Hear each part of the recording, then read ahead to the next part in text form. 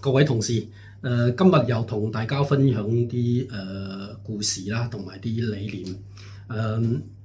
今日要分享嘅咧就係超越期望值，英文叫做 exceed expectation。OK，咁每一個人你喺工作之中咧，你有好多唔同嘅客戶，你有外部嘅客戶同埋有內部嘅客戶啦。外部嘅客戶大家好明白啦，我哋好多時都係業主啦，話如果村屋就係業主啦。如果係工商業嘅客戶咧，就係有啲公司老闆啊，或者啲公司嘅負責人啊，或者係類似農場園嗰啲咪 I.O. 咯，即係管理公司啦。咁呢啲係我哋外部嘅客戶。內部嘅客戶係乜嘢咧？你團隊啦，你同事啦，你老細啦，或者你嘅上司啦，咁咪有外部客戶同埋內部客戶。咁我哋今日要分享嘅一個理念就係點樣超越你嘅客戶嘅 expectation。OK，中文叫做超越理想啊，超越期望值。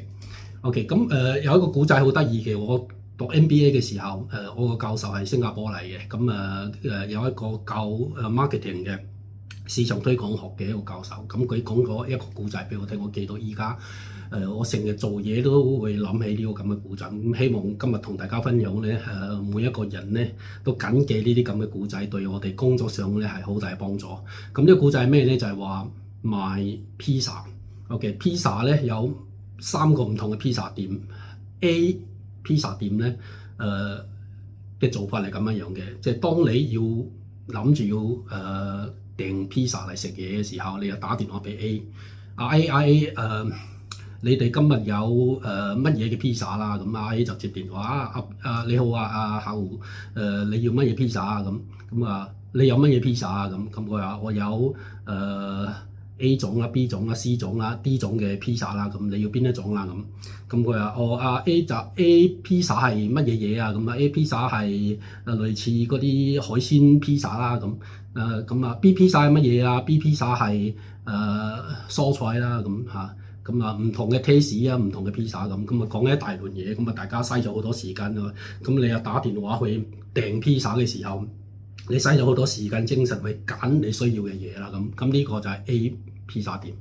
OK，B pizza 店咧，你打電話去阿 B，你哋我想訂啲 pizza 啦咁客戶你好啊，好耐冇見喎，咁你今日差唔多2個禮拜你冇訂㗎咯喎，你上一次你訂嘅 pizza 咧係夏威夷 pizza 喎，你今日想唔想要夏威夷啊？係喎，上一次我訂夏威夷唔錯啊，夏威夷好好食嘅喎，好好食喎，好啦，咁嚟一個咧，咁你上次好似係要中型嘅喎，即係唔係咁大嘅喎，你係2個人食㗎嘛，係咪？係啊，成交嘥咗好少時間就搞掂啦。呢個係 B pizza。OK，C pizza 店咧就當你要肚餓嘅時候，你想去打電話去訂 pizza 嘅時候咧，就突然間叮噹有人敲門啦，咁你可以開門出嚟嘅。哎呀，客戶啊，你好啊，你已經2個禮拜冇喺我哋度訂 pizza 嘅咯喎，根據我哋嘅數據咧，你應該而家係肚餓嘅咯喎，你多數係2個人食 pizza 嘅喎，我而家幫你攞咗一個夏威夷 pizza 嚟，你唔知啱唔啱咧咁？哎呀，今日唔中意食夏威夷 pizza，唔緊要，夏威夷 pizza 如果你唔要咧，可以海鮮 pizza 喎，呢個另外一個 pizza 係海鮮 pizza 嘅，我已經幫你準備好咗㗎啦。你要唔要啦？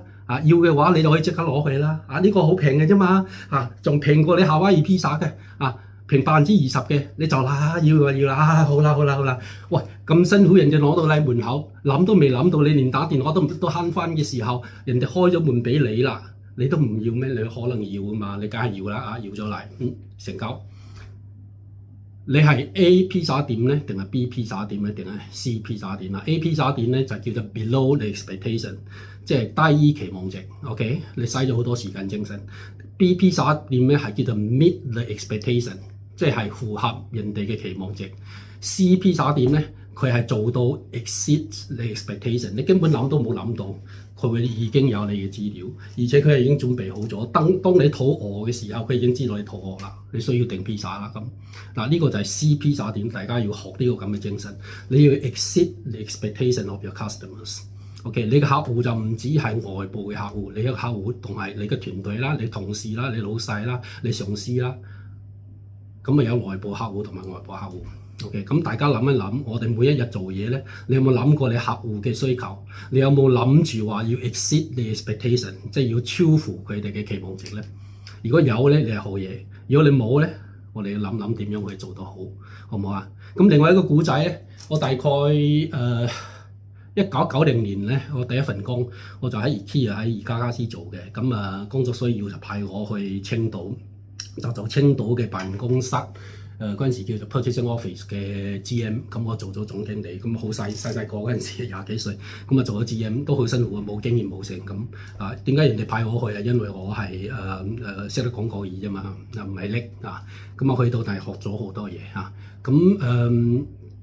一去到青島嗰陣時，青島好鬼落後嘅，而家就好先進啦，要仲先進過去香港。好啦，去到嗰陣時咧，就去一間所謂嘅好大間嘅酒店啦。坐咗入去咧就肚餓啦，諗住 order 啲嘢啦。10幾個服務員企晒喺側邊。我叫一服務員埋嚟，咁佢又俾咗個 menu 俾我睇。我話好多種唔同嘅食嘢啊，又有飲嘢啦咁。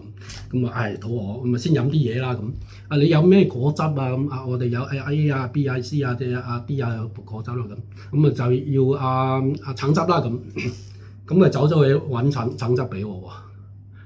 過咗10分鐘翻嚟，哇！對唔住啊，我啲橙汁乜賣完啦。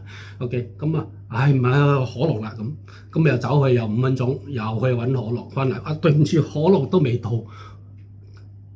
茶啦，咁走去又揾茶啦。3分鐘翻嚟，好啲咯。3分鐘翻嚟，茶葉都冇埋喎。唔搞錯啊！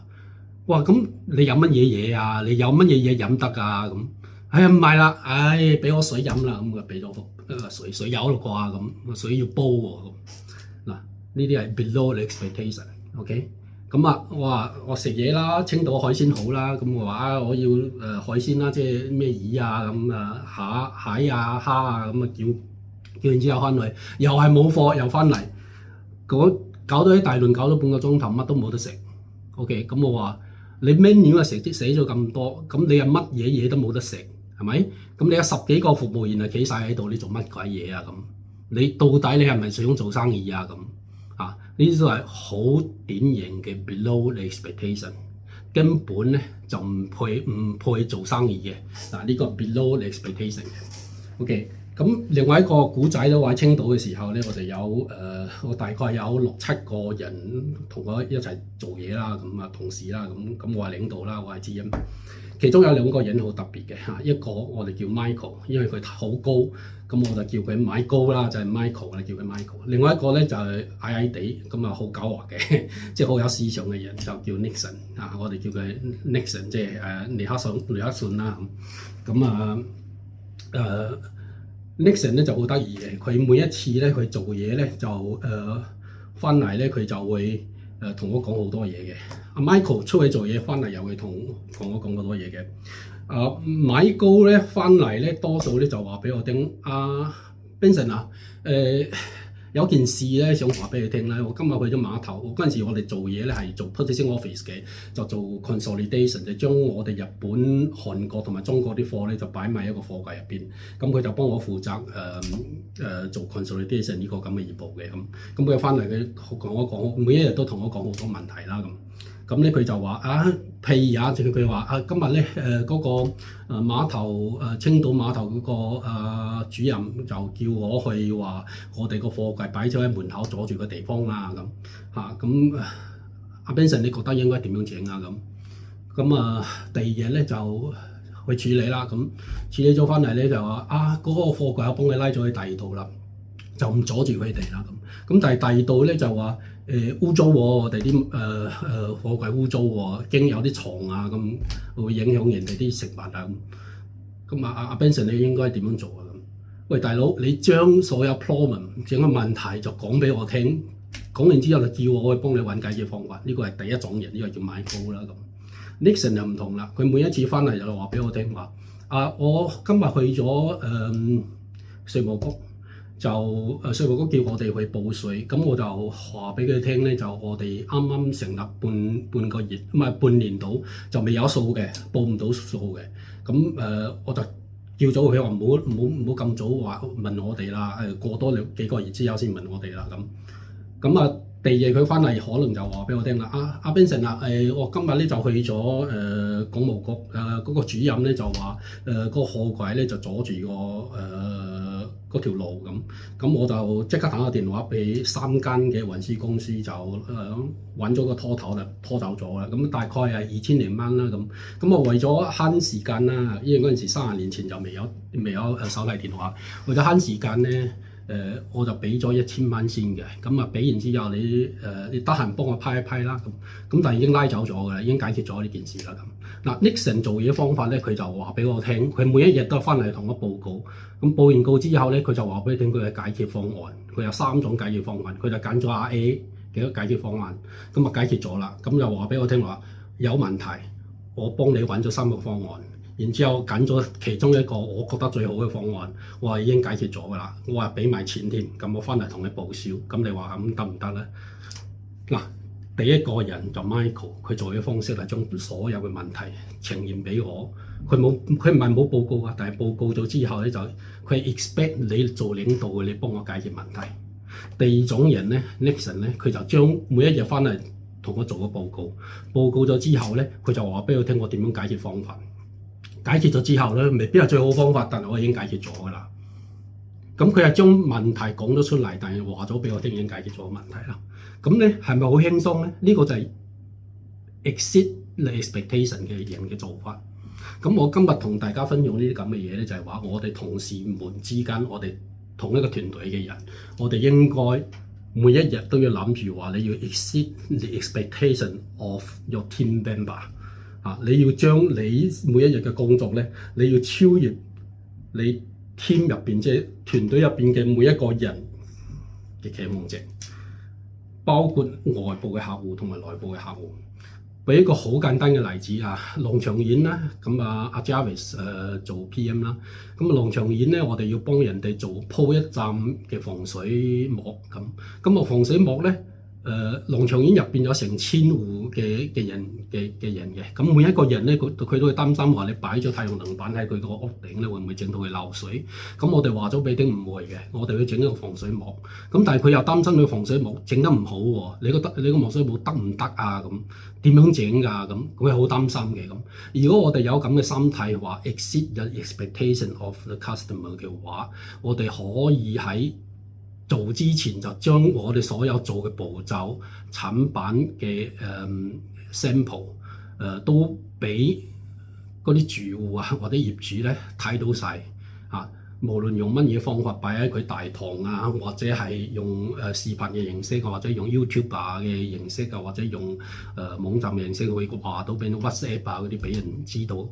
每一種形式你都可以做得到嘅嘢，呢個叫做 communication， 即係要 exceed 佢嘅 expectation， 等佢唔使擔心，唔使俾你唔使俾佢好大嘅 negative feeling 啊！呢樣嘢我哋大家要諗住點樣去做得好啲嚇。咁將來咧，如果我哋每一次做每一個工程嘅話，接住落嚟我哋有好多工程要做噶嘛。